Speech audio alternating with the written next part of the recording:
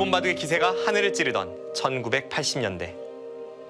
난세의 영웅이 나타나듯 내웨이핑이라는 인물이 혜성처럼 등장했다. 한국에 조훈현이 있었다면 중국에는 내웨이핑이 있었다. 중국 허베이성에서 태어난 내웨이핑은 수학자인 아버지의 영향으로 바둑을 시작했다. 내웨이핑은 뛰어난 재주를 보이며 중국 내에서 손꼽히는 바둑 천재로 성장했다. 그저 순탄할 것만 같았던 그의 앞길에는 예기치 못한 가시밭길이 펼쳐져 있었다. 1960년대 후반, 문화 대혁명이 중국 전체를 강타했고 내웨이핑은 비참한 생활을 하게 된다. 하루아침에 헤이룽장성의 돼지 도축장에서 7년여의 세월을 보내게 된 내웨이핑은 훗날 헤이룽장성에서의 기억이 지금의 나를 만들었다고 회상할 만큼 힘든 시간을 보낸다.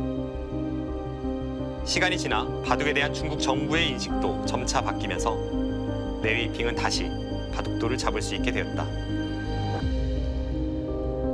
처음으로 일본과의 교류전에 출전한 내웨이핑은 당시의 상황을 자서전에서 자세히 묘사하고 있다.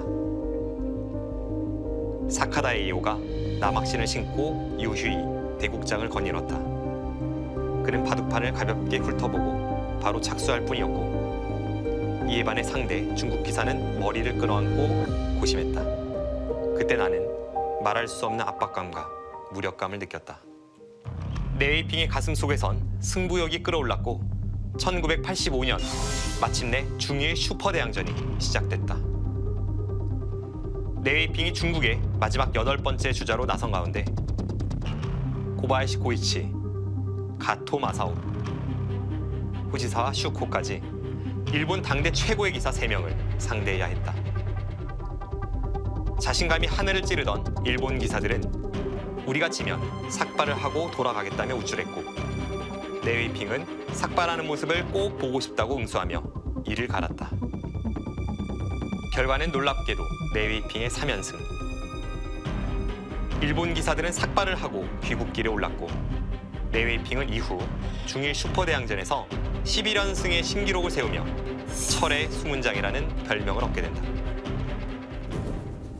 내웨이핑은 중국 내 최강자로 군림했고 일본 기사들을 상대로 세계 최정상의 기량을 보여줬지만 안타깝게도 세계대 우승과는 인연이 없었다. 내웨이핑을 위해 만들어졌다고 할 만큼 중국의 기대가 컸던 제1회 응시배 세계 프로바둑 선수권 대회.